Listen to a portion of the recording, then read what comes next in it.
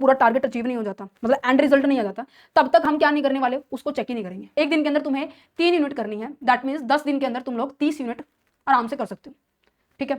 तो 10 दिन का टारगेट रखा कि भाई 30 यूनिट हो जानी चाहिए, पर ये देखा कि 5वें दिन तुम्हारी केवल और केवल 8 ही यूनिट हुई है। कहते हैं अच्छा, तो मेरे पास इतना डाटा आ गया, ठीक है। अब मैं इसको चेक करूंगी कि क्या एक्चुअल में, जैसे मैंने बोला 30 यूनिट 10 दिन में हो जानी चाहिए, तो 5 दिन में कितनी होगी बेटे, 15 यूनिट होनी चाहिए थी, बट तुम्हारी हुई कितनी, 8। तो मैं यहीं पर आपके डाटा को इवेल्युएट करना स्टार्ट करूं। पहले तो मैंने चेक किया, डाटा मिला तो मैंने चेक किया, अब ये मुझे गैप नजर आ रहा है, इवैल्यूएशन दैट मींस मुझे यहाँ पर गैप नजर आ रहा है, वो गैप नेगेटिव है कि भाई आपकी 7 यूनिट कम हो रही है आपकी, है ना। तो कम हुई, रीजन फाइंड आउट करो, उसके रिगार्डिंग आप करेक्ट एक्शन उठाओ। हेलो एवरीवन, कैसे हैं आप सभी, hope all are doing well and great. So आज हम अपने चैप्टर को मींस की यूनिट नंबर जो हमारी 12th है, इसको भी डिस्कस कर लेते हैं कि भाई कंट्रोल क्या कहते हैं। अक्सर आप लोग कंट्रोल के बारे में क्या समझते हैं, जल्दी से एनालिसिस करके रख लीजिएगा, क्योंकि मैं क्वेश्चन पूछूंगी और ये सारे के सारे टॉपिक्स है जो कि इस चैप्टर के अंदर डिस्कस करेंगे। और मैं बता देती हूँ आप लोगों को स्टार्टिंग में ही, हर टॉपिक से क्वेश्चंस बना हुआ है, चाहे वो फंक्शन है, चाहे वो उसकी प्रोसेस है, या दो स्ट्रैटेजी के बीच में, दो कंट्रोलिंग प्रोसेस के बीच में डिफरेंस पूछा जा रहा है, या फिर आपसे छोटी छोटी जो टर्म है कि एनालिसिस कंट्रोल क्या होता है, फॉलो अप एक्शन कंट्रोल क्या होता है, type of the strategic control क्या होता है, ठीक है। बट इन सभी टॉपिक्स को, इस चैप्टर को स्टार्ट करने से पहले मैं आप लोगों के साथ डिस्कस करना चाहूंगी कि भाई एक्चुअल में कंट्रोल का मतलब क्या होता है। यस एवरीवन, अक्सर आप लोग क्या समझते हो, कंट्रोल का मतलब क्या है, किसी चीज को आप रोक लेते हो करने के लिए।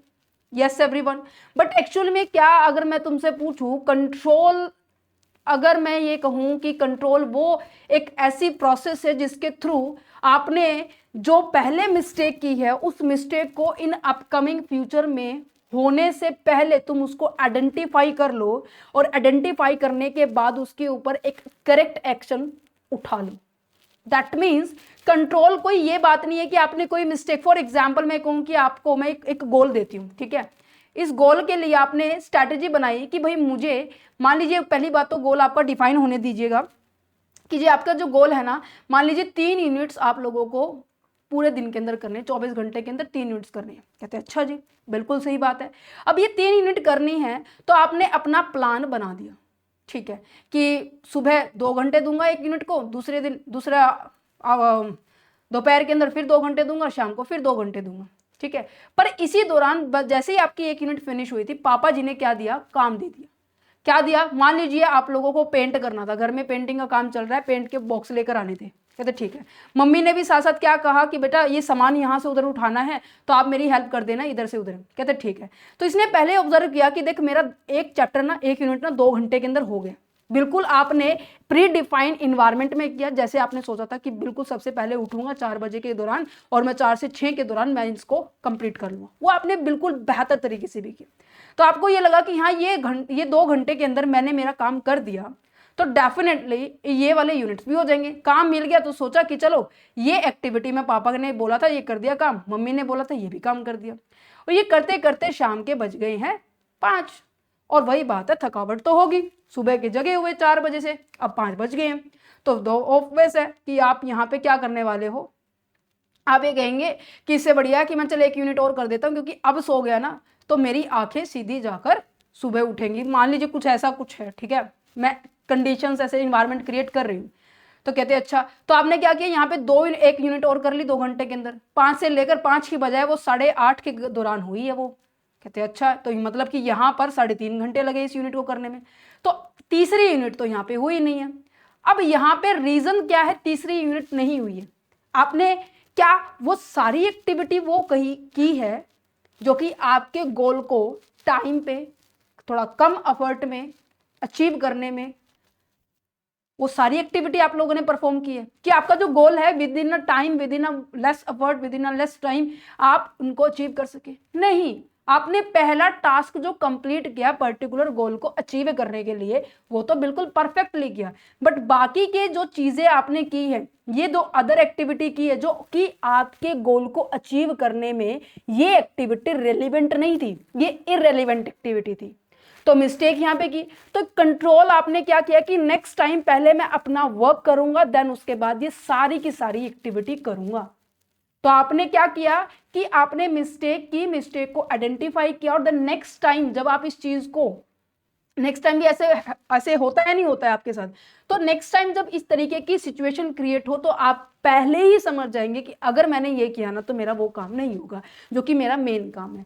तो कंट्रोल करना मतलब ये नहीं है कि आप अपने आप को मिस्टेक होने से बचा रहे हो, नहीं, उसको देखो हर काम करना जरूरी है। ये तो नहीं कहूंगी कि हाँ मम्मी का कहा, ये कहो कि मम्मी मेरे पास टाइम नहीं है, पापा को कहो कि पापा मेरे पास टाइम नहीं है, मैं नहीं करने वाला, ऐसा तो नहीं हो सकता। रिस्पॉन्सिबिलिटी भी देखो आप लोगों को बियर करनी पड़ती है। तो चीजें मैनेजमेंट होनी चाहिए, चीजें को आप लोगों को समझना है कि किस टाइम पे किस चीज की क्या वैल्यू है, राइट। स्ट्रेटेजी बनाई, ठीक है, इंप्लीमेंट होने और सक्सेसफुली होना दोनों में डिफरेंस है।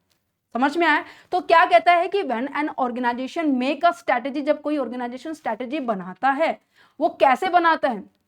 अब देखो इन फ्यूचर में तुम लोग स्ट्रैटेजी बनाओगे, राइट। इन फ्यूचर में तुम लोग अपने मान लीजिए नेक्स्ट डे फिर यही है, एक दिन में तो पेंट वाले तुम्हारे घर से जाएंगे नहीं, ऐसे करके तुम्हारे घर में 15 दिन के लिए पेंट वाले पर्सन्स लगे हैं, ठीक है।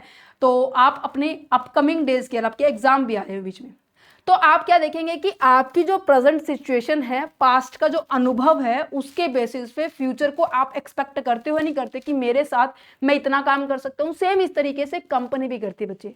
कंपनी अपनी पास्ट की परफॉर्मेंस को प्रेजेंट में क्या चल रहा है एनवायरनमेंट में और इंटरनली दोनों को चेकआउट करके फिर फ्यूचर को एक एक्सपेक्ट करती है कि भाई फ्यूचर में हम ये गोल को अचीव कर लेंगे, और इस पर्टिकुलर गोल को अचीव करने के लिए तो ऑब्वियस है हमें एक्टिविटीज भी परफॉर्म करनी पड़ेगी। अब जरूरी थोड़ी ना जो हमने सोचा था वही एक्टिविटी हो।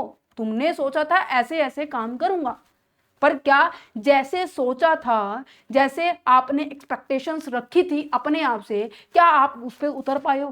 कहते नहीं। तो जो एक्सपेक्टेशंस आप रखते हो जरूरी नहीं होता वो एक्चुअल में भी होती है या नहीं होती है। तो दोनों के बीच का जो डिफरेंस है आप उसे क्या करने वाले हैं, आप उसे मेजर करने वाले, आप उसे चेक करने वाले हैं, ठीक है।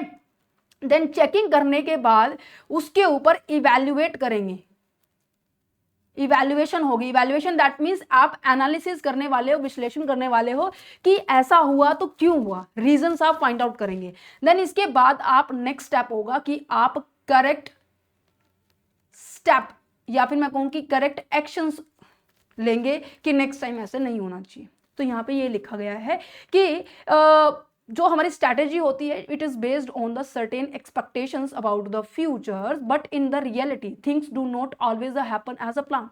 जैसा सोचा था वैसे नहीं होता, बट रियलिटी में समथिंग आपके साथ भी ऐसा होता है, मेरे साथ भी ऐसा होता है। Because of this organization must be continuously observe. इस वजह से ऑर्गेनाइजेशन के अंदर जो मेन मैनेजर्स होते हैं वो लगातार अपनी हर एक्टिविटीज को, हर इवेंट को वो ऑब्जर्व करते रहते हैं कि भाई क्या हो रहा है, क्या प्लान किया था, इनके बीच में जो चेंजेस आएंगे उनको हम चेक करेंगे, फिर कंपेयर करेंगे, फिर उनके रिगार्डिंग हम करेक्ट एक्शंस लेंगे। इस पूरी प्रोसेस को बोला जाता है स्ट्रैटेजी इवैल्यूएशन एंड कंट्रोल। में इसकी जो स्ट्रैटेजी बनाई थी ना उसको इवैल्यूएट किया जाएगा कि हाँ जैसे सोचा था वैसे काम हो रहा है या नहीं हो रहा, फिर उसकी उन सभी एक्टिविटीज के ऊपर कंट्रोल करने की कोशिश करेंगे कि नेक्स्ट टाइम ऐसे ना हो, इसका करेक्ट डिसीजन क्या हो सकता है, राइट। ओके, समझ में आ गया होगा। It is the like the guide a journey, जैसे कि जो कि मैंने आप लोगों को बताया था, ये मूवी उसका है, ट्रैवलिंग का है। ओके, तो स्ट्रैटेजी बनानी बाद में इंप्लीमेंट करना इतना काम नहीं होता, उसको रेगुलर बेसिस पे हमें ऑब्जर्व भी करना पड़ता है कि जैसा सोचा था वैसा हो रहा है नहीं हो रहा, क्योंकि इन्वायरमेंटल भी चेंज आते बेटे, एक्सटर्नल जिसे हम चेंज कहते हैं, और ऑर्गेनाइजेशन के विदिनता भी चेंज आते हैं। तो दोनों के अंदर क्या जो हमने जो जैसा सोचा था, फॉर एग्जाम्पल जैसे मैंने सोचा था कि मैं मेरे नई मार्केट में ना नया प्रोडक्ट लॉन्च करूंगी और मेरा जो कंपटीटर है डेफिनेटली वो भी अपने प्रोडक्ट को पक्का लॉन्च करेगा, मेरी अजम्पशंस के अकॉर्डिंग क्या पता उसने वैसा काम ना किया तो, उसने प्राइस कट कर दिए तो, ऐसा भी तो हो सकता है। मींस कि जैसा आप सोच रहे हो ना वैसा होना बहुत कम चांसेस होते हैं, राइट। सो दैट्स अ रीजन कि हमें इसे कंटिन्यूसली हमें ऑब्जर्व करना पड़ता है। Why the strategy need the control, strategy के ऊपर हम कंट्रोल क्यों करते हैं, जो कि मैंने अभी बताया, आपकी एक्सटर्नल इन्वायरमेंट के चेंजेस होने के कारण, क्योंकि अनएक्सपेक्टेड है, कुछ नहीं पता गवर्नमेंट कब क्या कर दे, नोटबंदी कर दे, जैसे हुआ था ना, कभी किसी का भी नहीं पता, गवर्नमेंट की पॉलिसी चेंज हो जाए, न्यू बजट के अंदर क्या पता नया चीज क्या आ जाए, ठीक है, टेक्नोलॉजी में चेंजेस आ जाए, समझ पा रहे हो। इंटरनल में क्या हो सकती है कि क्या पता आपने जो खुद पॉलिसी बनाई थी और आपके जो इंटरनल जो इन्वायरमेंट में जो वर्क कर रहे हैं पर्सन्स है उसको वो सपोर्ट ही ना करें। समझ पा रहे हैं? पहले ये बोला गया था कि सभी के जो पर्सन्स है ना इस दिवाली के टारगेट को अचीव करने के लिए ना उनकी टाइमिंग ना 2 घंटे बढ़ा दी गई है। कहते हैं अच्छा बढ़िया बात है, 2 घंटे बढ़ा दिए। अब सारे ने सब तब तो ये कहा कि हाँ जी कर देंगे 2 घंटे एक्स्ट्रा काम, पर जिस दिन काम करने का दिन आया तो सबके एक्सक्यूज आ गए कि भाई मेरे को घर पे काम है, मुझे बाहर जाना है, ये वो। ऐसा हो सकता है नहीं हो सकता? तो ऐसी कोई भी सिचुएशन जो कि आप अनप्रिडिक्टेबल है, राइट? समझ पा रहे हैं? तो all the situation make it's clear the strategy can't be left unattended, it need the constant monitor. ऐसा नहीं होगा कि आप बस स्ट्रेटेजी बना के रख देंगे, उसे जरूरी है कि उसे रेगुलर बेसिस पे ऑब्जर्व भी किया जाए। तो समझ में आया क्या कहना चाह रहा है? तो what the controlling actually do, क्या कंट्रोलिंग करता है? अक्सर में क्या करता है कि controlling is not about the checking the performance, केवल परफॉर्मेंस को चेक नहीं करता, वो ऑर्गेनाइजेशंस को रेगुलर बेसिस पे ये भी चेक करता है कि जितनी भी एक्टिविटी आप कर रहे हो ना, जो भी आपकी परफॉर्मेंस है वो परफॉर्मेंस आपके गोल के साथ है या नहीं, इसकी आपके गोल को अचीव करने में हेल्प करेगी या नहीं करेगी। ये स्टार्टिंग में इतना मैं डिटेल में क्यों बता रही हूँ, क्योंकि आने वाले हर स्टेप के ऊपर ये चीजें आप लोगों को डिफरेंशिएट करने में हेल्प करेगी। It work as a guide the system that the ensure the organization is moving in the right directions, identify the deviations from the plan. Means की जो प्लान किया था और जो एक्चुअल में परफॉर्मेंस हो रही थी उनके बीच में जो गैप है उसको फाइंड आउट करने में हमें हेल्प करेगा। Help in taking the corrective actions at the right time, कि डेविएशंस आया है ये चेकआउट करेंगे पॉजिटिव है या नेगेटिव है, नेगेटिव को हम करेक्ट एक्शंस लेंगे कि इसको किस तरीके से हम सुधार सकते हैं। तो strategic evaluation and the control का मतलब क्या है कि एक ऐसी प्रोसेस है जहां पर हम कंटिन्यूसली अपनी परफॉर्मेंस, मींस की जो हम कर रहे हैं एक्चुअली जो हमारी परफॉर्मेंस हो रही है, जैसे मैंने आप लोगों को बोला आप लोगों को 3 यूनिट करनी थी, आपने 3 यूनिट नहीं की, आपने 2 यूनिट ही की, तो आप अपनी परफॉर्मेंस को मॉनिटर कर रहे हो and make the corrections to ensure that the strategy achieve its goal, कि जो आप लोगों ने प्लान बनाया था, जो आपने ब्लूप्रिंट बनाया था कि हमें ऐसे ऐसे करूंगा, अगर आप अपनी मान लीजिए आपने 2 ही यूनिट करी एक दिन में, तो नेक्स्ट डे इंश्योर करें कि आप 4 यूनिट करेंगे कि पिछली यूनिट कवर करके चलिए। ओके, समझ में आया? फंक्शनल स्ट्रैटेजी का मतलब क्या होता है? नाम से ही क्लियर है, फंक्शनल स्ट्रैटेजी तो वही बात है, वही ब्लूप्रिंट, वही आपका प्लान कि किस तरीके से आप अपने गोल को अचीव कर सकते हैं। बट फंक्शनल का मतलब होता है कि जैसे डिपार्टमेंट होता है ना, एक पर्टिकुलर ऑर्गेनाइजेशन होता है, राइट?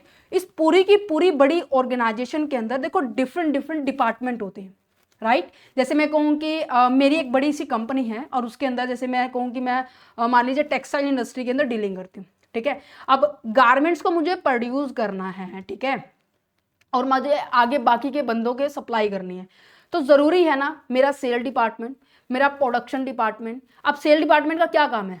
सेल को मेजर करना कि कितनी हो रही है, और उसके हिसाब से वो प्रोडक्शन डिपार्टमेंट को बताएगा कि भाई इतना सामान हमें प्रोड्यूस करनी है। अच्छा, प्रोडक्शन डिपार्टमेंट को किसकी रिक्वायरमेंट होगी कि भाई इतना रॉ मटेरियल चाहिए, तो वो परचेज डिपार्टमेंट के साथ कॉन्टेक्ट करेगा। परचेज डिपार्टमेंट को किसकी जरूरत होगी? भाई उसको फिनेंस डिपार्टमेंट की जरूरत होगी, भाई पैसों की भी तो जरूरत होगी ना, तो वो रॉ मटेरियल परचेज करेगा। तो functional that means as per the function, function that means जो जो आप एक्टिविटी कर रहे हो, अलग अलग डिपार्टमेंट के अपने अपने काम है, अब उनके अपनी अपनी स्ट्रैटेजी होती है और उनकी सबकी स्ट्रैटेजी मिलाकर वो कॉमन स्ट्रैटेजी की तरफ मूव ऑन करेगी, मींस की कॉमन गोल को अचीव करने में हमें हेल्प करेगी।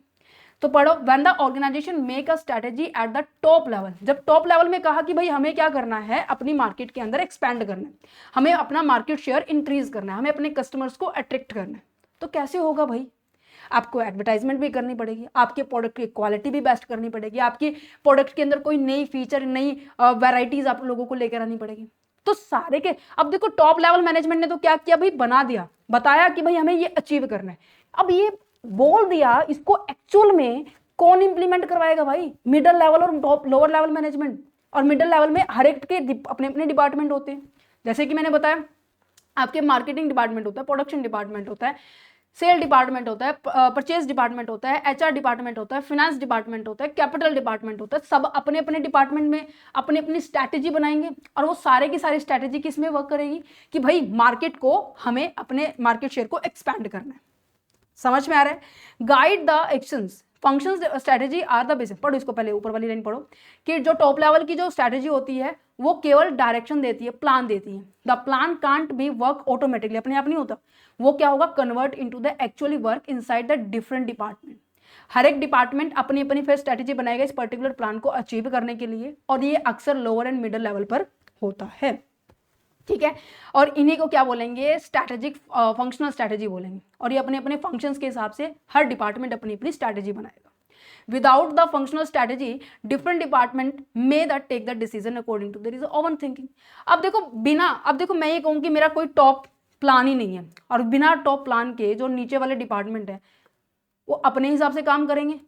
यस एवरीवन, समझ पा रहे हैं? अब सबको अपना अपना एक गोल है, और उस गोल के लिए सारे के सारे डिपार्टमेंट अपना अपना वर्क कर रहे हैं, ठीक है। और उनको बताया है कि भाई इस दायरे में रहकर काम करना, ठीक है। अब इनके बिना ये डिफरेंट डिपार्टमेंट क्या बिना गोल के अपने अपने हिसाब से काम करेंगे? नहीं करेंगे। तो ये कंफ्यूजन को हटाने के लिए जरूरी है कि हमें एक टॉप प्लान मिलने के बाद फंक्शनल डिपार्टमेंट अच्छे से वर्क परफॉर्म करें।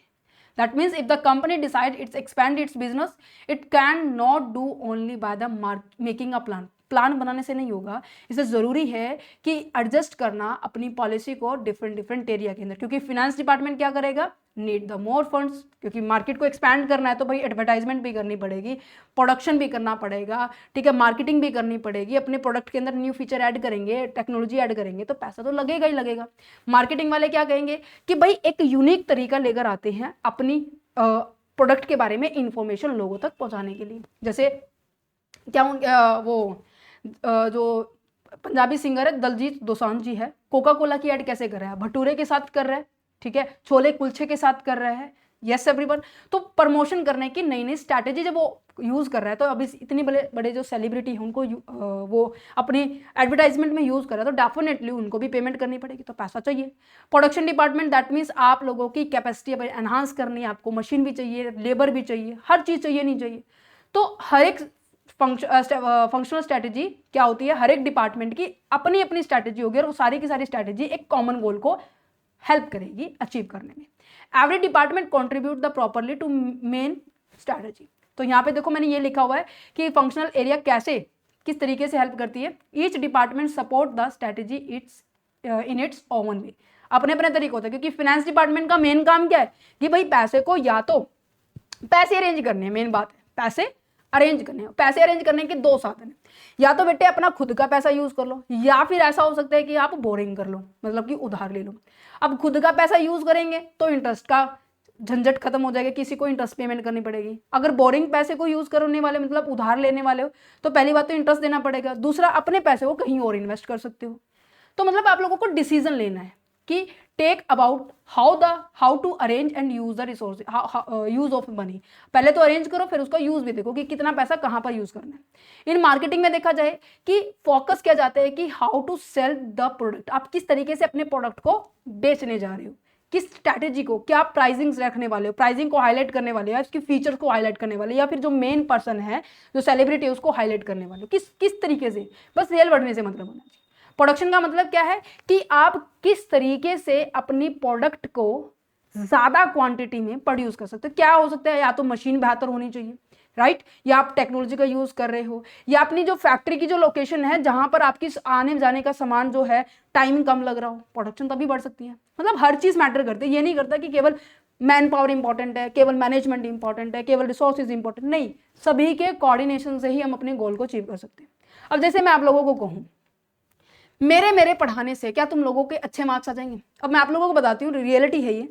मैं हर बच्चे को, मेरी क्लास में ऑफलाइन के अंदर 80 बच्चे होते हैं, ठीक है। अब उन्हीं में से कोई बच्चा ऐसा होता है कि जो टॉप करता है, उन्हीं में से कोई बच्चा ऐसा होता है कि जिनकी री भी आती है। यस या नो? देखो पढ़ाया मैंने सबको है, एफर्ट तुम्हें भी डालने पड़ेंगे, मुझे भी डालने। वो जो टॉप कर रहा है बच्चा, वो मुझसे डेली बेसिस पे क्या करता था, क्वेश्चनिंग करता था कि मैम ऐसे है तो है, या क्या होगा मैम ऐसे तो क्या हुआ। यस, बट जो लास्ट है वो बस lecture attend out, lecture attend out, ऐसे था। मतलब दोनों की तरफ से एफर्ट होने चाहिए, नहीं होने चाहिए। तो यहाँ पे भी यही है, हर डिपार्टमेंट के एफर्ट इतने ही इक्वल इंपॉर्टेंट है जो कि एक सिंगल इंपॉर्टेंट है। रिसर्च एंड डेवलपमेंट का मतलब क्या है कि आप एनालिसिस करेंगे। अगर आप मार्केट में ये देख रहे हैं कि मुझे नया प्रोडक्ट लॉन्च करना है, तो you have to be focus on the research कि किस तरीके के प्रोडक्ट की डिमांड मार्केट में चल रही है, किस तरीके के प्रोडक्ट को कस्टमर प्रेफर कर रहे हैं। यस एवरीवन, अगर आपको ये रख रहा है कि हाँ मेरे को मेरी कॉस्ट कम करनी है, पर कैसे करोगे, आपके जितने भी ऑपरेशनल एक्सपेंसेस आप कर रहे हो वो सही है या नहीं है, आप मतलब एनालिसिस करना बेटे यहाँ पे, और कुछ नहीं है, ठीक है। स्ट्रेटेजी बना रहे हो जब अपनी, पर्सोनल के बारे में बात की जाए, मीन्स की ह्यूमन के बारे में बात की जा रही है, जो आपकी मैन पावर है उसके बारे में बात की जा रही है। यहां पर फोकस किया गया है पीपल्स के ऊपर कि ऑर्गेनाइजेशन किस तरीके से मैन पावर को अपॉइंट कर रही है as per the level, as per the work, as per the skill requirement, वो अपने मैन पावर को अपॉइंट कर पाती है या नहीं कर पाती। That's the main reason. Okay, तो that's is why the coordination between the all the function strategy is very important अगर हमें अपने सारे के सारे गोल को अचीव करना है तो। Got it? अच्छा जी, नेक्स्ट जाता है strategic control process. Control process का मतलब ही क्या है बच्चे, कि जो अब मैंने आप लोगों को वैसे स्टार्टिंग में बता दिया कि चीज़ों को आप पहले क्या करेंगे, चेक करेंगे। सबसे पहले आप लोगों ने कोई भी प्लान को इंप्लीमेंट किया, इंप्लीमेंट कर दिया, आप धीरे धीरे करके, ऐसा नहीं है कि भाई जब तक पूरा टारगेट अचीव नहीं हो जाता, मतलब एंड रिजल्ट नहीं आ जाता, तब तक हम क्या नहीं करने वाले, उसको चेक ही नहीं करेंगे। अब मैंने तुम्हें बोला कि भाई फॉर एग्जाम्पल मैं कहूँ कि हाँ, एक दिन का सही बढ़िया एग्जाम्पल था ये, एक दिन के अंदर तुम्हें 3 यूनिट करनी है, दैट मीन्स 10 दिन के अंदर तुम लोग 30 यूनिट आराम से कर सकते हो।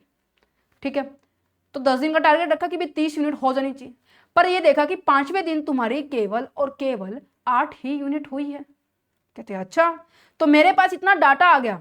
ठीक है, अब मैं इसको चेक करूंगी कि क्या एक्चुअल में, जैसे मैंने बोला 30 यूनिट 10 दिन में हो जानी चाहिए, तो 5 दिन में कितनी होगी बेटे, 15 यूनिट होनी चाहिए थी, बट तुम्हारी हुई कितनी, 8। तो मैं यहीं पर आपके डाटा को इवेल्युएट करना स्टार्ट करूँ। पहले तो मैंने चेक किया, डाटा मिला तो मैंने चेक किया, अब ये मुझे गैप नजर आ रहा है, इवेल्युएशन दैट मीन्स मुझे यहाँ पर गैप नजर आ रहा है, वो गैप नेगेटिव है कि भाई आपकी 7 यूनिट कम हो रही है आपकी, है ना। तो कम हुई, रीजन फाइंड आउट करो, उसके रिगार्डिंग आप करेक्ट एक्शन उठाओ। That's known as the strategic control process. समझ में आया?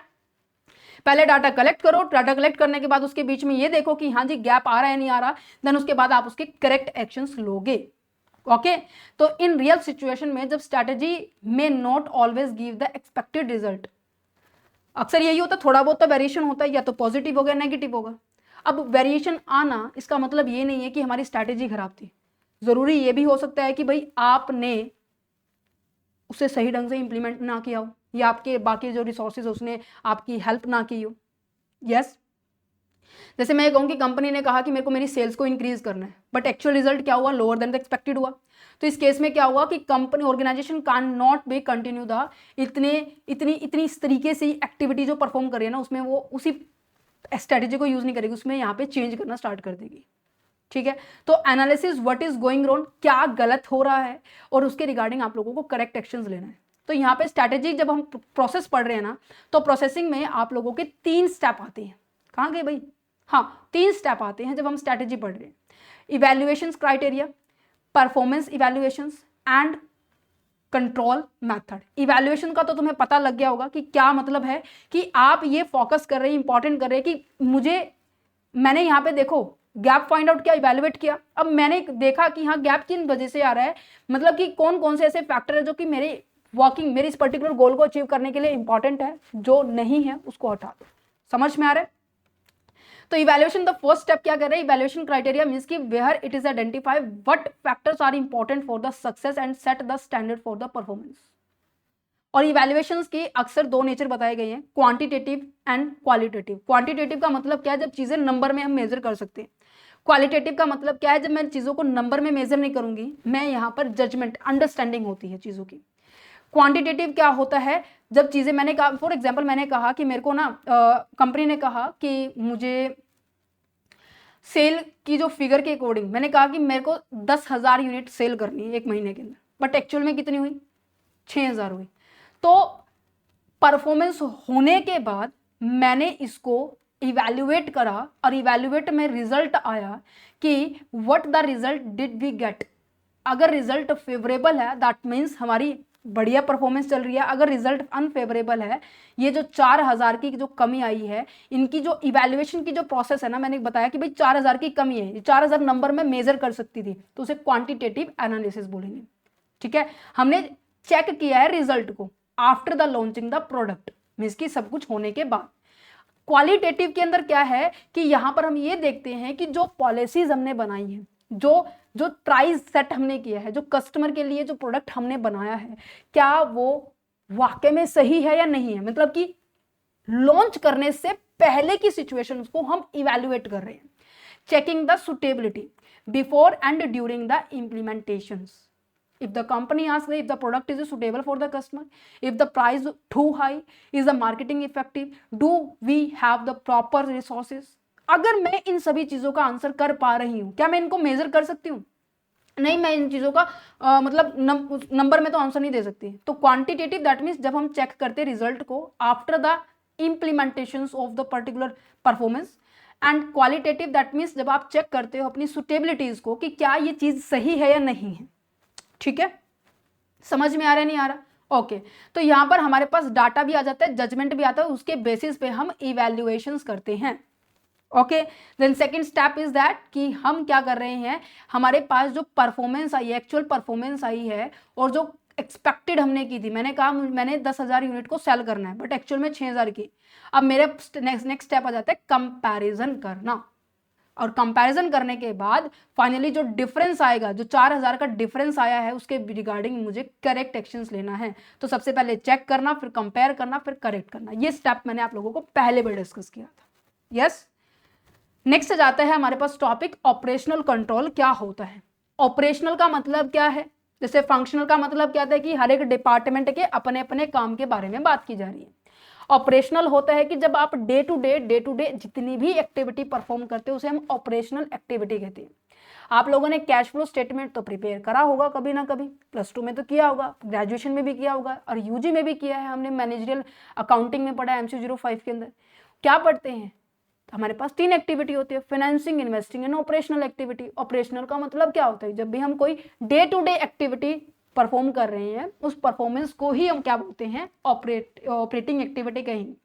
अब उन एक्टिविटीज के ऊपर हम कंट्रोल कर रहे हैं. क्यों? मीन्स कि जो एक्टिविटी हम कर रहे हैं डे बाय डे, ठीक है, पूरे दिन में हमने कोई काम किया और उसमें कोई एक काम गलत हो गया, तो उसके ऊपर हम कंट्रोल करेंगे कि नेक्स्ट टाइम ऐसा ना हो. मिस्टेक से सीखो, that's it. After the strategy is implemented, the organization need the tool. Organization को एक टूल की जरूरत होती है. क्यों? क्योंकि भाई जो रोजाना जो भी परफॉर्मेंस कर रहे हो, जो भी आप एक्टिविटी परफॉर्म कर रहे हो, उसकी भी तो ऑब्जर्वेशन चाहिए नहीं चाहिए. Ensure that everything is moving according to the plan. और इस टूल को ही हम क्या कहेंगे? ऑपरेशनल कंट्रोल टूल कहेंगे. मींस की जो डेली एक्टिविटीज को कंट्रोल कर रहा है, that's known as operational control tool. Operational control tool help हमें ये करता है कि अपने ऑर्गेनाइजेशन में होने वाली एक्टिविटी को मॉनिटर, मेजर एंड इंप्रूव कर सकता है. Routine activity, this is the main point. Okay, और स्ट्रैटेजी क्या होती है? स्ट्रैटेजी लॉन्ग टर्म प्लान होता है और रूटीन कंट्रोल, स्ट्रैटेजिक कंट्रोल भी आएगा आगे, वो लॉन्ग टर्म प्लान के बारे में बात करता है. ऑपरेशनल कंट्रोल हमारे शॉर्ट टर्म होता है. ठीक है, समझ में आ रहा है? That's why the organization use the different method. अपनी ये जो टूल्स हम पढ़ने वाले ना, ये टूल ये हैं आपके फाइनेंशियल सिस्टम है, बजट सिस्टम है, ऑडिट है, टाइम बेस्ड टेक्निक है, मैनेजमेंट अप्रोच है, मैनेजमेंट बाय ऑब्जेक्टिव. एग्जाम में क्वेश्चंस आया हुआ है कि भाई टाइप, या फिर मैं कहूँ कि type of the operational control tool, या फिर मैं कहूँ कि ऑपरेशनल कंट्रोल टूल के टाइप्स बताइए. यहाँ से क्वेश्चन कैसे बन रहे हैं और आप कैसे आंसर करेंगे? तो सबसे पहले फाइनेंशियल सिस्टम को समझते हैं. फाइनेंशियल सिस्टम का मतलब क्या है? वही बात कि आप ये मेजर कर रहे हैं कि आप अपने जो आपने टारगेट रखा था कि एक दिन के अंदर मेरी सेल इतनी होनी चाहिए, महीने के अंदर मेरी सेल इतनी होनी चाहिए, मेरा प्रॉफिट इतना जनरेट होना चाहिए, मेरी कॉस्ट इतनी आनी चाहिए, मेरे को पर्टिकुलर एरिया के अंदर इतना पैसा लगाना चाहिए, इन्वेस्टमेंट करनी चाहिए. मैं इस चीज़ों को नंबर में मेजर कर रही हूँ. और इसको नंबर में फाइनेंशियल कंट्रोल टूल का ना सबसे बढ़िया टेक्निक क्या है? Ratio analysis. ये भी हमने MCQ 05 में डिस्कस किया था. Yes everyone. और इस रेशियो एनालिसिस के अंदर पता है क्या, हम ये पूरे के पूरे, ये पूरा एक मेथड है. रेशियो, लिक्विडिटी रेशियो होती है, प्रॉफिटेबिलिटी रेशियो होती है, सोल्वेंसी रेशियो होती है, टर्नओवर रेशियो होती है, अर्निंग रेशियो होती है. सभी रेशियो को मैं जल्दी से इन शॉर्ट में बताती हूँ. लिक्विडिटी रेशियो ये बताती है कि कंपनी के पास क्या एबिलिटी है अपने शॉर्ट टर्म, इसकी एक साल के अंदर अंदर जो लायबिलिटी उसकी बनती है उसको वो पे ऑफ कर दे. जैसे मान लीजिए किसी को सैलरी देनी थी, वो साल के अंदर अंदर वाली बात की जा रही है, आपने उसको पे कर दिया, नहीं कर रही है, कर दिया. मतलब कि अगर कंपनी की एबिलिटी चेक की जाए कि वो शॉर्ट टर्म में अपने जितनी भी लायबिलिटी बन रही है उनको पे ऑफ करने में कैपेबल है, उसे लिक्विडिटी रेशियो कहेंगे. अगर लंबे टाइम के बारे में बात की जा रही है कि कंपनी अपने लॉन्ग टर्म की लायबिलिटी को पे ऑफ करने में क्या वो सक्षम है, उसे हम सॉल्वेंसी रेशियो कहेंगे. फिर ये देखा जाता है कि क्या कंपनी अब इतने परसेंट प्रॉफिट कमाने में कैपेबल है या नहीं है, इतना इसका जीपी मींस की gross profit net profit generate हो पाता है या नहीं हो पाता, उसको चेकआउट करने के लिए प्रॉफिटेबिलिटी रेशियो है। टर्नओवर रेशियो बात की जाती है कि आप अपने एसेट्स को यूज करके कितना आप अपने बिजनेस के अंदर सेल प्रोसेस को प्रोसीड कर रही हैं, उसके बारे में बात की जा रही है। अर्निंग रेशियो दैट मीन्स आप पर यूनिट के हिसाब से पर क्वांट के हिसाब से कितना कमा रहे हैं, उसके बारे में बात की जा रही है। तो फाइनेंशियल कंट्रोल एक ऐसी टूल का यूज करता है रेशियो एनालिसिस का, जिसके थ्रू आपको अपनी प्रॉफिटेबिलिटी कितना कमा रहे हो, liquidity, ability to the pay the short term obligations and solvency that means आप लॉन्ग टर्म की लायबिलिटी को पे ऑफ कर पा रहे हो नहीं कर पा रहे, एफिशिएंसी दैट मींस आप किस तरीके से अपनी एसेट्स का यूज करके अपने बिजनेस के अंदर टर्नओवर जनरेट कर रहे हो या नहीं कर रहे हो। ये आपके डे टू डे एक्टिविटीज के बारे में बात की जा रही है, with in a short term that means 1 साल के बारे में बात की जा रही है। Budget as a control tool कैसे हो सकता है? बजट का मतलब क्या होता है कि एक प्लान बनाना, जैसे अपने घर पे भी होता है ना, जैसे पापा फॉर एग्जाम्पल आपकी गवर्नमेंट जॉब पे या फिर प्राइवेट जॉब पे, उनकी फॉर एग्जाम्पल मान लीजिए 60,000 सैलरी है, फिर वो देखेंगे कि हाँ 20,000 तो घर खर्च में लग रहा है, फिर बच्चों की जो फीस है जो जाती है वो 10,000 के करीब जाती है, और जो ट्रैवलिंग का जो खर्चा पानी है वो 5,000 के करीब है। दैट मीन्स कम से कम 35 से 40,000 मेरा जनरली खर्चा लग जाता है, ठीक है। तो बाकी के बचे 20,000 वो क्या पता इन केस इमरजेंसी में भी यूज हो सकते हैं, तो मैंने ये क्या कर लिया, सेव करके रख लिया। तो ये 20,000 10,000 ये एस्टिमेशन है या नहीं है कि भाई फ्यूचर में होने वाले जो खर्चे हैं, जो इनकम्स हैं, उनको मैं प्लान कर रहा हूँ। जैसे सरकार भी करती है कि भाई खेल डिपार्टमेंट में मुझे इतना करना है, हेल्थ डिपार्टमेंट में मुझे इतना पैसा लगाना है, लगाएगी या नहीं लगाएगी उसका नहीं पता, बट आपने एक प्लान बना दिया कि मेरी इनकम इतनी यहाँ पर यूज होगी, मेरे इतने खर्चे होने वाले हैं, राइट। तो आप क्या कर पा रहे हो, अपने फ्यूचर्स को एस्टिमेट कर पा रहे हो कि भाई मेरी लागत कितनी है और मेरी रेवेन्यू कितनी है। कंपनी फिर क्या करेगी, जितना सोचा था, जैसे मैंने बोला था कि भाई घर खर्चे में 20,000 रुपए लगने वाले हैं, अगर 20,000 की बजाय ऐसा भी हो सकता है कि भाई 18,000 लगे, ऐसा भी हो सकता है कि भाई वो 25,000 लगे। तो जो एक्चुअल परफॉर्मेंस होने वाली है और जो प्लान की थी, मैं उसके बीच में कंपैरिजन करूंगी।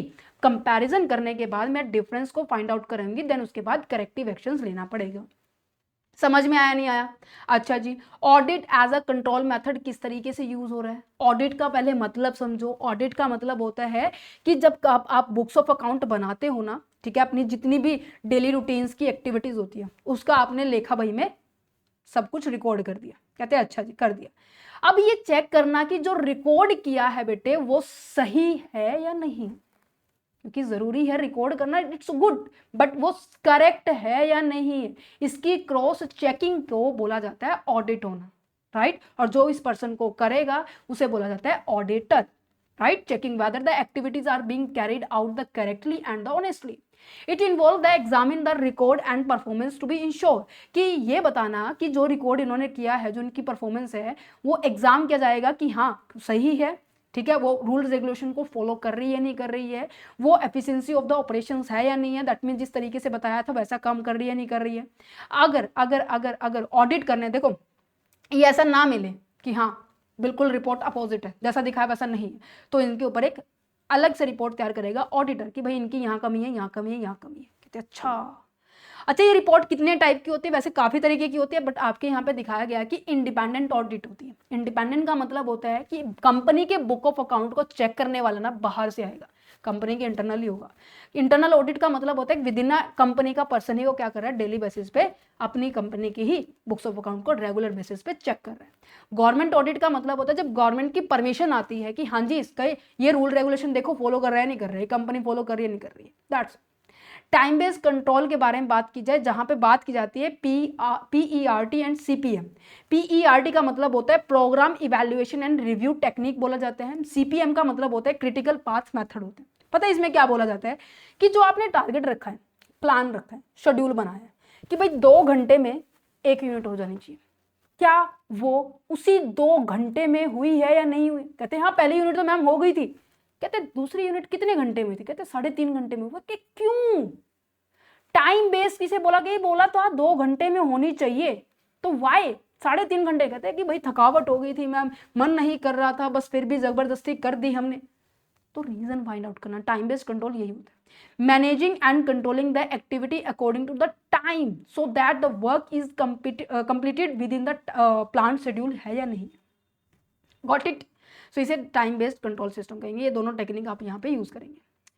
मैनेजमेंट बाय ऑब्जेक्टिव का मतलब क्या है? मैनेजमेंट बाय ऑब्जेक्टिव, ध्यान से सुनना।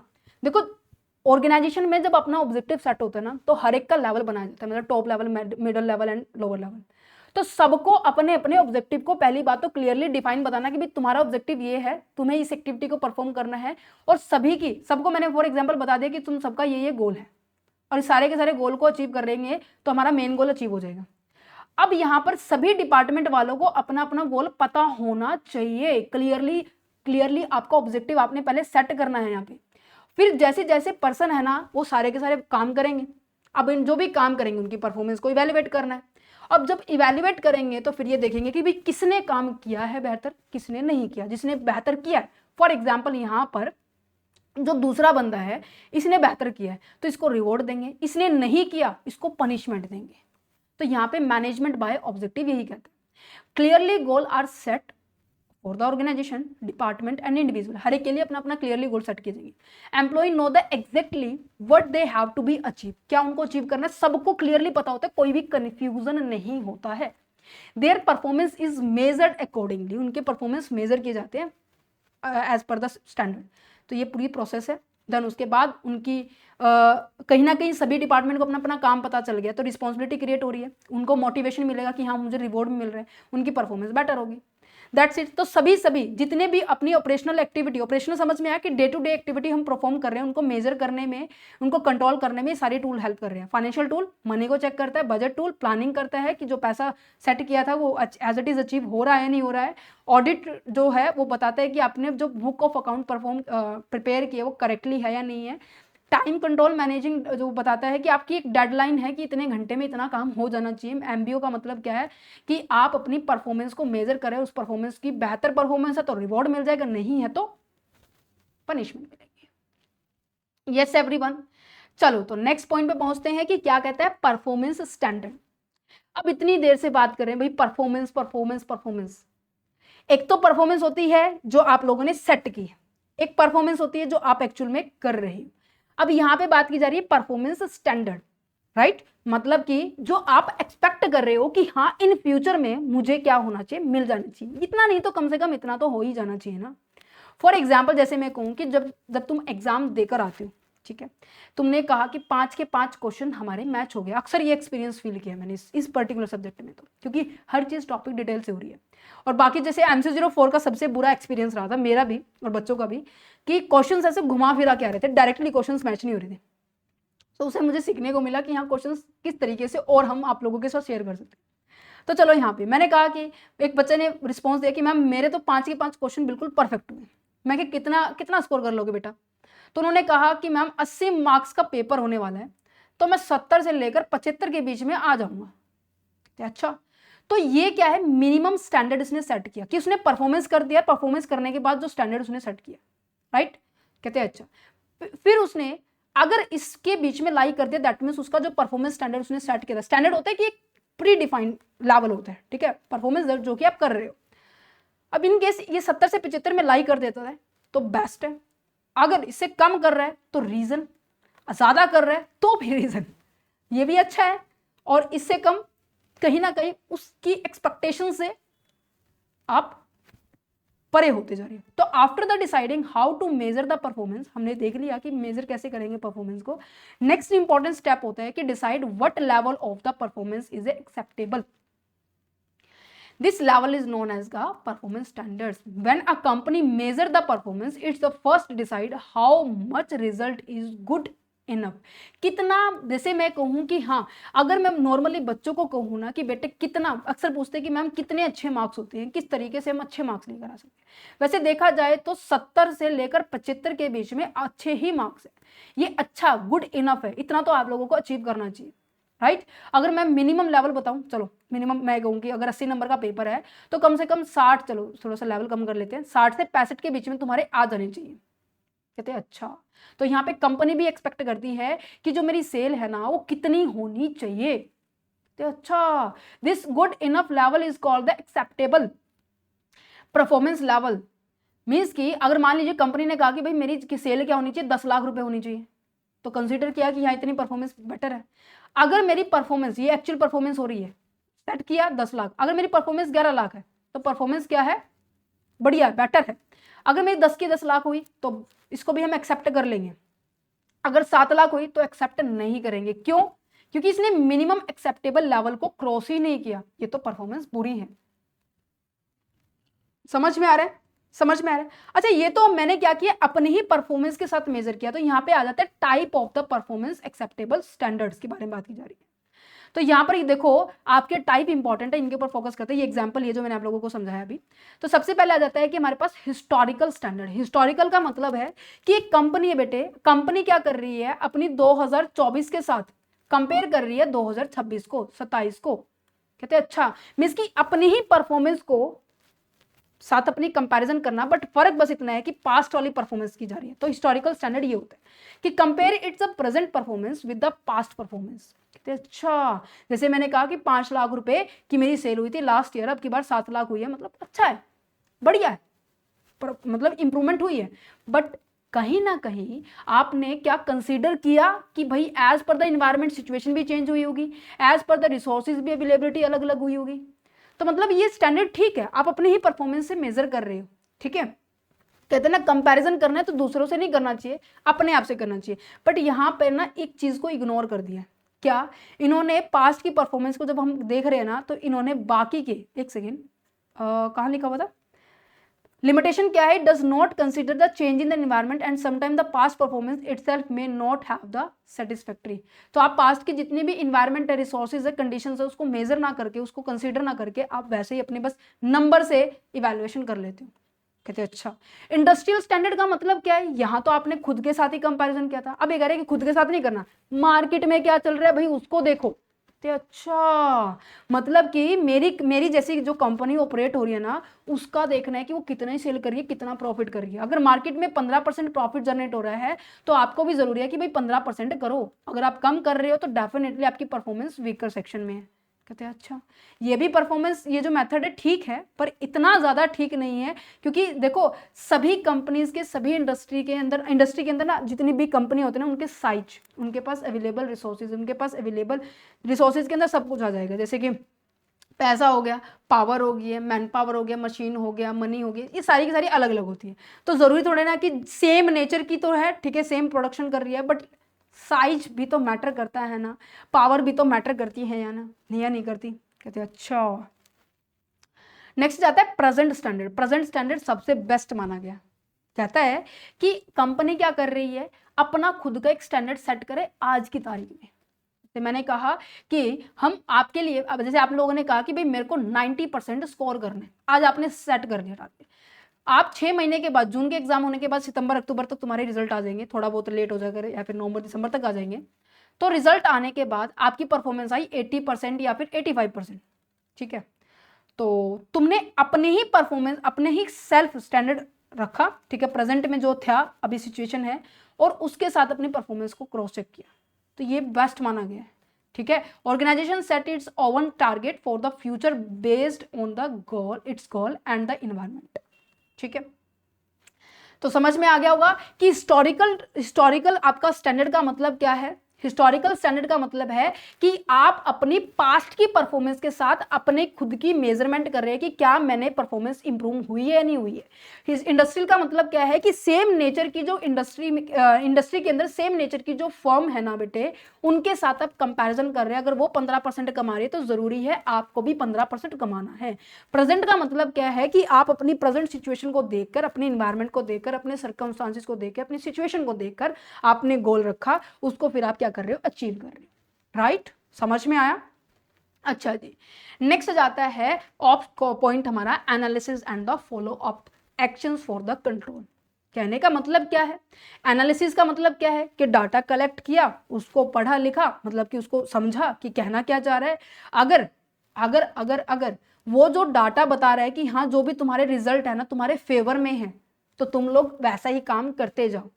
अगर तुम्हें लग रहा है, फॉर जैसे मैं तुम्हें कहूँ कि मैंने कहा कि मुझको मेरे गोल को अचीव करने के लिए ना मैंने फलाना फलाना फलाना फलाना ये एक्टिविटी परफॉर्म की है, ठीक है।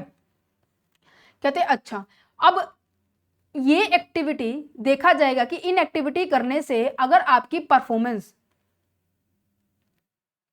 फेवरेबल है तो दैट मीन्स वो सारी की सारी जो सेम एक्टिविटी है, जो सेम स्ट्रेटेजी है, आप उसे फॉलो करेंगे नहीं करेंगे, कंटिन्यूसली उसको फॉलो करते रहेंगे। अगर मैं कहूँ कि इन एक्टिविटी को करने से मेरा जो रिजल्ट है वो अनफेवरेबल आ रहा है, तो जरूरी है मैं इसके रिगार्डिंग स्टेप उठाऊं। क्या स्टेप उठाऊंगी? या तो मैं देखूंगी कि मेरी परफॉर्मेंस में कमी है, मीन्स कि मेरे ऑर्गेनाइजेशन में जो काम किए जा रहे हैं, एक्टिविटी की जा रही है, वो खराब हो रही है, या फिर जो मैंने स्टैंडर्ड सेट किया था वो अचीवेबल ही नहीं है।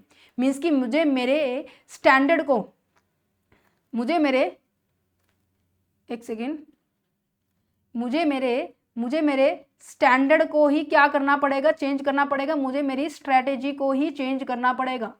तो यहाँ पे यही देखा जा रहा है कि एनालिसिस करो और उसके बाद ये चेकआउट करो कि हमें उसे फॉलो करना चाहिए नहीं करना चाहिए। Once the strategy is implemented, organization does not wait the till the end. आप एंड का वेट नहीं करने वाले कि हाँ पहले काम हो जाए फिर देखेंगे, तो नहीं, बीच में तुम्हें पता लग जाता है। जैसे तुम्हें मैंने बताया कि 3 मिनट का टारगेट दिया है, दिन में ही तुम्हें पता चल जाएगा कि तुमसे हो गया या नहीं होगा, है ना। It's keep the collective the information regularly, और उन इन्फॉर्मेशन को हम क्या करने वाले हैं? एनालिसिस करने वाले।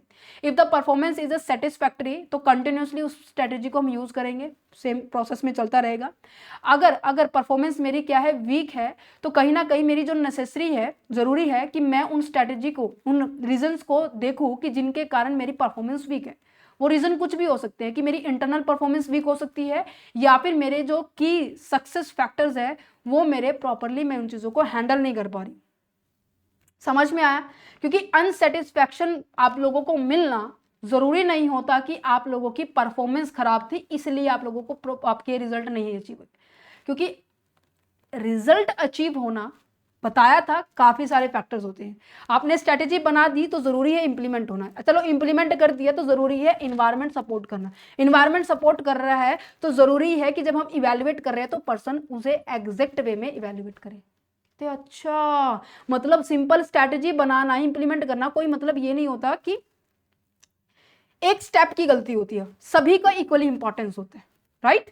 तो यहाँ पे कहते हैं strategies there are the 2 possible actions कि अनसेटिस्फैक्शन हमें मिले, अचीवमेंट वीक हो रही है। सबसे पहला कि द मैनेजर्स में be ask to, sorry, when the performance is not expected, the organization has to decide the next step carefully।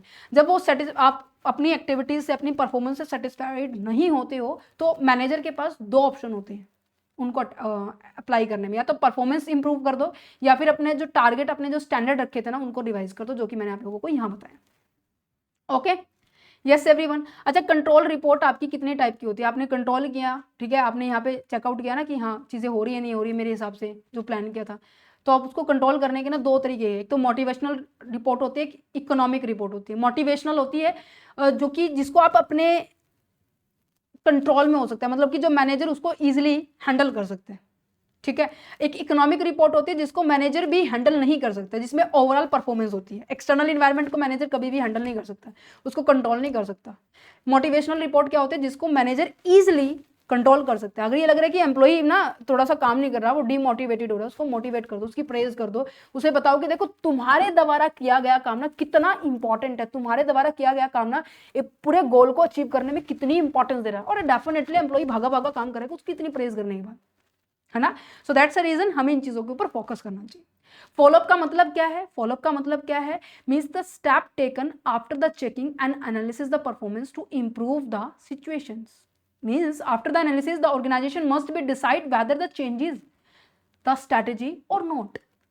Because जब आप चीजों को समझ पा रहे हो, आपने देखा कि मेरे रिजल्ट फेवरेबल है नहीं है, अगर फेवरेबल है तो एज इट इज उसको फॉलो कर रहे हो, यस। अगर नहीं है तो डेफिनेटली आपको इमीडिएटली आप लोगों को स्टेप उठाना पड़ेगा। Strategy does not change the immediately just because of the short term poor performance. Poor performance आई है, शॉर्ट टर्म में आई है, तो इसका मतलब ये नहीं कि आप एकदम से अपनी स्ट्रैटेजी को चेंज कर दोगे। जरूरी है कि आप बाकी के बाकी सारे सेक्टर्स को समझो, एक्सटर्नल कंडीशंस क्या है, अजम्पशंस क्या है, जो आपने मानी थी, क्या जरूरी आपने माना था कि हाँ मेरा जो कंपटीटर है वो इस तरीके से रिजेक्ट नहीं करेगा, बट उसने तो कर दिया भाई।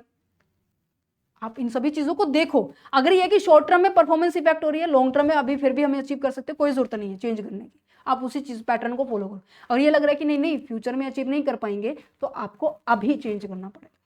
Got it?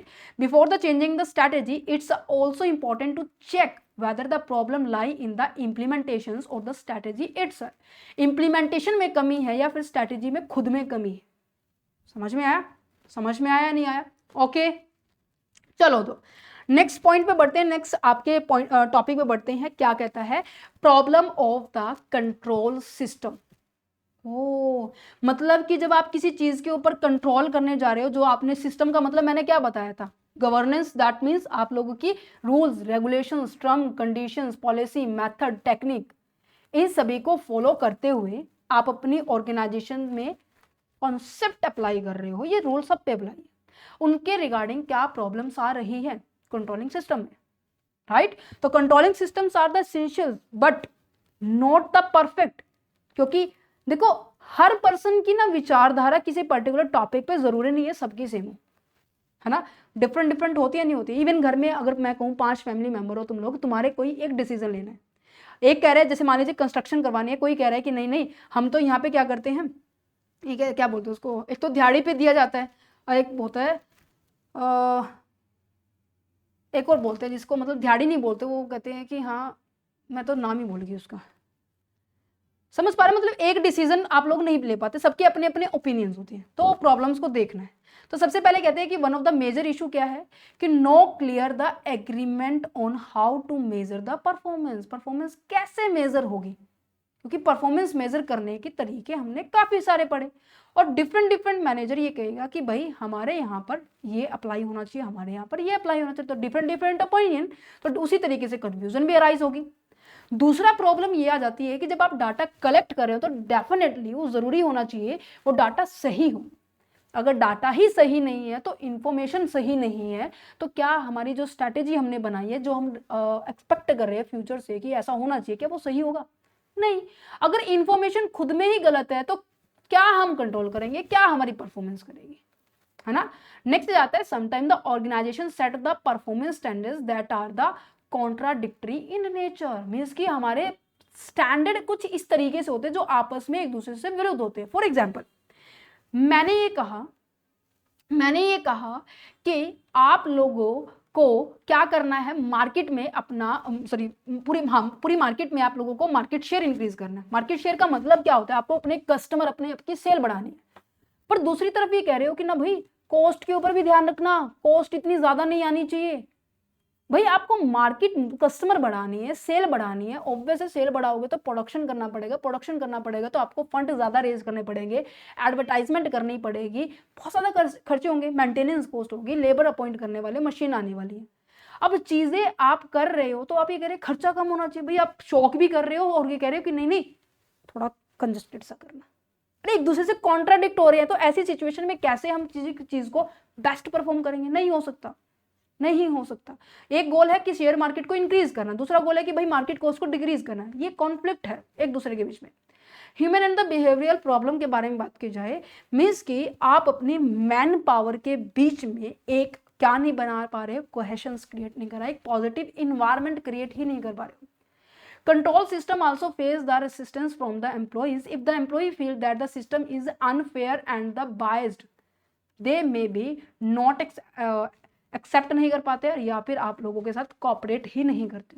कहते हैं अच्छा और क्या प्रॉब्लम आ सकती है? Another important issue is that the organisation में be face the too much short term results.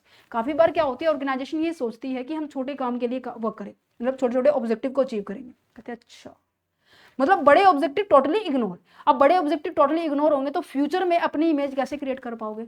तो फ्यूचरिस्टिक आप लोगों के लिए ये नुकसान होने वाला है। अच्छी बात है, परफॉर्मेंस को मेजर करना भी एक बहुत बड़ा डिफिकल्ट टास्क है। किस तरीके से आप मेजर करेंगे, specially when the results are not clear and the tangible. अगर स्टैंडर्ड ही नहीं सेट किया होगा तो परफॉर्मेंस कैसे मेजर करोगे? जैसे मैंने कहा कि आप लोगों को 90% स्कोर करना है, अगर मैं ये सेट ही ना करूंगी तो जो आपका रिजल्ट आएगा तो मैं उसको परफॉर्मेंस को मेजर कैसे करूंगी भाई? समझ में आया? तो चलो अब अपनी नेक्स्ट स्टेप पे पढ़ते हैं। क्या कहता है? Type of the strategic control. Strategic control के टाइप्स बात की जा रही है।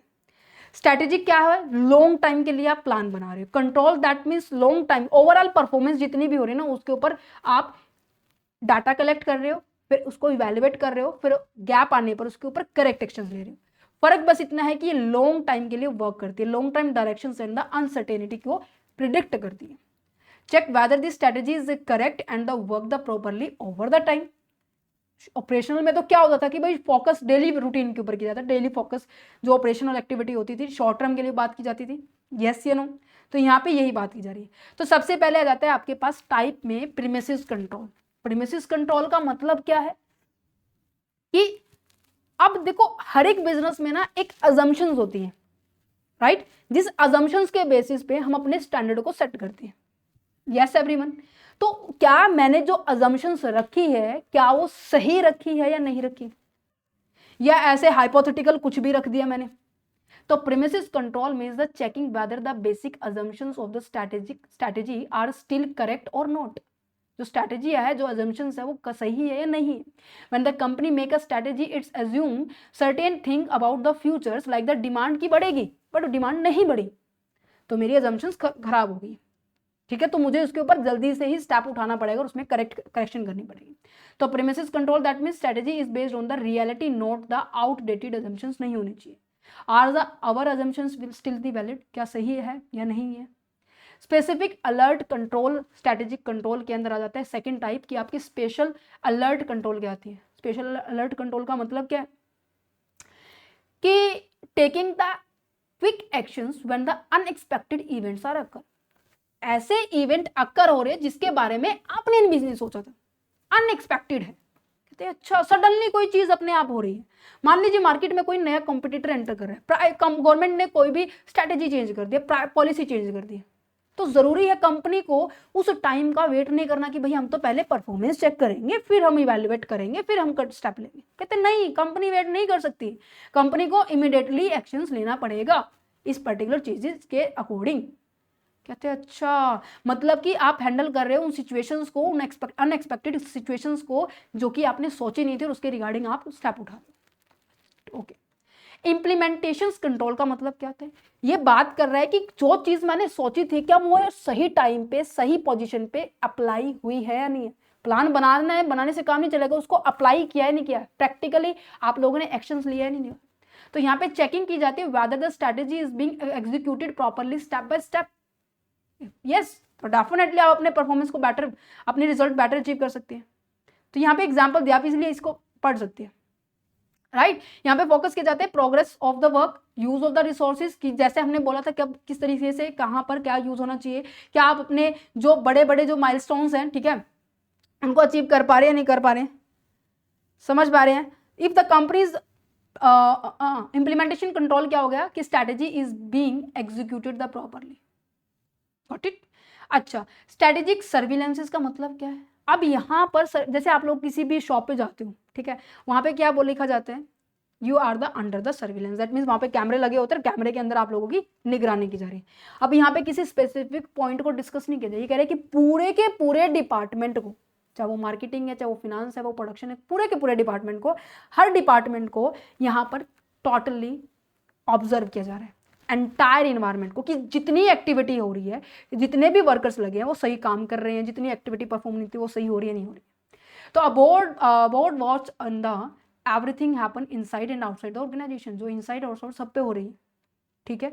तो कंक्लूजन अगर ड्रॉ किया जाए कि प्रीमिसेस कंट्रोल क्या होते हैं type of the strategic control के अंदर, प्रीमिसेस कंट्रोल क्या है कि जो अजम्पशंस हमने मानी थी क्या वो एज इट इज हो रही है या नहीं हो रही है, क्या मेरी अजम्पशंस बिल्कुल वैलिड है या नहीं है। स्पेशल अलर्ट कंट्रोल क्या कहता है कि आप जो अनएक्सपेक्टेड इवेंट्स है, सडनली होने वाले इवेंट्स हैं, उनके रिगार्डिंग आप कैसे अपने स्टेप उठा रहे हो कि उसको आप हैंडल कर पा रहे हो। इंप्लीमेंटेशन कंट्रोल के बारे में बात की जाए कि जो प्लान बनाया उसको आप एग्जीक्यूट कर पा रहे हो नहीं कर पा रहे हो, किया है या नहीं किया। स्ट्रेटेजिक सर्विलेंस का मतलब क्या है कि ओवरऑल इन्वायरमेंट को आप ऑब्जर्व कर रहे हो या नहीं कर रहे हो। Got it, yes everyone. चलो, तो यहाँ पे अब नेक्स्ट लास्ट टॉपिक रह गया है कि आप अपने ऑपरेशनल कंट्रोल और द स्ट्रेटेजिक कंट्रोल के बीच में डिफरेंस क्या है। तो ऑपरेशनल कंट्रोल का मतलब तो तुम्हें समझ में आ गया होगा कि जो डेली वर्क जो होते हैं ना, उनको आप क्या कर पा रहे हो, चेक कर रहे हो कि वो सही हो रहे हैं या नहीं हो रहे। ऑपरेशनल एक्टिविटीज कैसी होती थी, yes, day to day activities होती है, ठीक है। आप इन डे टू डे एक्टिविटीज को मॉनिटर कर रहे हो, कंट्रोल कर रहे हो। कि मॉनिटर करने का मतलब क्या, ऑब्जर्व कर रहे हो, फिर उनमें से चेक कर रहे हो कि कौन कौन सी एक्टिविटी सही हो रही है, जो सी सही नहीं हो रही है उनको आप करेक्ट कर रहे हो। यहाँ पे फोकस किया गया है रूटीन के ऑपरेशंस के ऊपर, जैसे प्रोडक्शन में क्या डेली प्रोडक्शन अच्छे से हो रहा है नहीं हो रहा है, कॉस्ट कम आ रही है नहीं आ रही है, टाइम पे हो रहा है नहीं हो रहा, सेल हर दिन बढ़ रही है नहीं बढ़ रही है, कॉस्ट कम हो रही है नहीं हो रही है। तो यहाँ पे मेन फोकस किया गया था improve the efficiency and avoid the mistake. Yes everyone, efficiency का मतलब क्या होता है कि जब आप अपने ऑब्जेक्टिव को अचीव करते हो with in the time, with in the cost. Goal achieve करो ठीक है, बट एफर्ट, टाइम, मनी सब कुछ कम लगना चाहिए। स्ट्रेटेजिक कंट्रोल क्या कहती है, एक ऐसे प्रोसेस है जहां पर हम मॉनिटर करते हैं, क्योंकि कंट्रोल में क्या होता है, मॉनिटर करना, इवेल्युएट करना, फिर उसके ऊपर स्टेप उठाना। बट ये क्या होती है, लॉन्ग टर्म के लिए होते हैं, बिग बिग डिसीजन, बड़े बड़े डिसीजन लेने होते हैं यहाँ पे, ठीक है। यहाँ पे इफेक्टिवनेस के ऊपर फोकस किया है। इफेक्टिवनेस दैट मींस आपको गोल को अचीव करने से मतलब होना चाहिए, राइट। एफिशिएंसी का मतलब क्या है कि आप गोल को अचीव करो पर with in a time, with in a cost, with in a effort. तो डिफरेंस कैसे आएगा कि जो ऑपरेशनल, ये आपकी ऑपरेशनल कंट्रोल है, ये आपकी स्ट्रेटेजिक कंट्रोल है। तो ऑपरेशनल क्या है, डे टू डे है, ये आपकी आप पॉलिसीज को बनाते हो फिर उसको इंप्लीमेंट करते हो। कंट्रोल कैसा है कि आप अपने काम खत्म हुआ चेक करो, बट यहाँ पे क्या है कि आप चेक करेंगे पहले भी, ड्यूरिंग भी और आफ्टर भी। ये कौन करता है, ये मिडल लेवल करती है, ये टॉप लेवल करती है। ऑपरेशन कैसे है, आप एकदम से एक्शन लेती हो ड्यूरिंग द वर्क, अगर कोई गलत काम हो रहा है एक्शन लो। स्ट्रेटेजी के अंदर क्या होता है कि आप ये देखते हो कि अगर शॉर्ट टाइम के लिए अगर आप लोगों को की परफॉर्मेंस वीक है, आप लोगों की परफॉर्मेंस वीक है, तो चेक करेगी कि यार फ्यूचर में भी ऐसी रहेगी, अगर रहेगी तो उसमें चेंज करेंगे, अदरवाइज एज इट इज चलने देंगे। डायरेक्शन क्या है यहाँ पर, जो मॉनिटर्स क्या है, एफिशिएंसी के ऊपर फोकस करता है। यहाँ पे ये देखा जाता है कि आपकी जो भी एक्टिविटीज है क्या वो अपने गोल के साथ अलाइन कर रही है नहीं कर रही। Internal forces, external forces plus internal, दोनों के ऊपर फोकस किए जाते हैं। इनका एम क्या होता है, एफिशिएंसी से। Efficiency that means efficiency is directly related to the time and cost, doing the thing right, और यहाँ पे क्या है, doing the right thing. Not mainly about there is a time and cost, it's about the achieving the goal के ऊपर भी बात की जा रही है। Time, effort, short term, long term, यहाँ पे फोकस इंडिविजुअल टास्क, और यहाँ पे ओवरऑल स्ट्रैटेजी के ऊपर फोकस किया गया। होपफुली ये जो चैप्टर है समझ में आ गया होगा। अब यहाँ पे ये सारी बाकी की जो सब्जेक्ट की जो प्लेलिस्ट है वो दी हुई है, ठीक है। नोट्स लेना चाहते हो डेफिनेटली ले सकते हो, टीम के साथ कॉन्टेक्ट कर सकते हो, या तो मेल के थ्रू या फिर नंबर के थ्रू। व्हाट्सएप नंबर का लिंक सबका डिस्क्रिप्शन में दिया हुआ है। ये क्वेश्चन कुछ इस तरीके से आए हुए हैं आप लोग, ओके। सो होपफुली ये जो सब्जेक्ट के अंदर जो सीरीज आ रही है आप लोगों को हेल्प कर रही होगी। सो फिर भी अगर कोई फीडबैक देना चाहते हो तो डेफिनेटली दे सकते हो। पढ़ाने की अगर अंदर कोई आप सजेशन देना चाह रहे हो कि मैम ऐसे पढ़ा सकते हो कुछ और, एज ए पिक्चर्स, इमेज, या फिर कोई और एग्जाम्पल्स, व्हाटएवर, आप अपने सजेशन डेफिनेटली दो, ठीक है। क्योंकि आप लोगों के फीडबैक से हम या तो इम्प्रूव करेंगे या फिर इम्प्रूव करेंगे।